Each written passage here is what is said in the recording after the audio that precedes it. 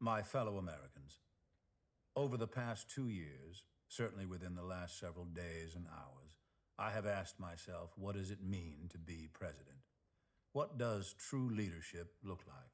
It's a question many of you have asked yourselves as November approaches.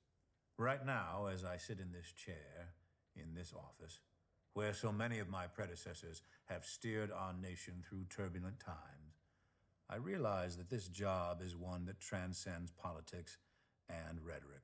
Entrusted to anyone who sits behind this desk is something far more elemental, the very survival of our nation. And I, as your president, must confront the storm before us. That storm is terror. More dangerous and unpredictable than any hurricane. It has endangered us abroad. It has endangered us at home. And right now, it has placed James Miller in the gravest of dangers. We attempted to communicate with his captors. We hoped for a peaceful solution. We're relieved that Caroline and Melissa Miller are safe and sound. But terror is blind to reason. Given the opportunity to renounce terror, Yusuf al-Ahmadi chose to encourage it.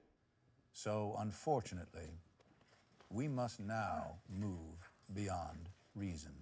We must respond with force, because there is no scenario in which we will release him. He will remain in United States custody until his dying breath.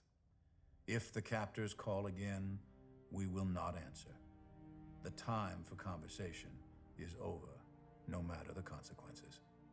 Regardless of whether James Miller is released or not, rescued or not, killed or not, ICO will be destroyed. We are at war. It will be a war more total than anything we have waged thus far in the fight against extremism. Soldiers will die. Civilians may die. There will be pain. There will be suffering.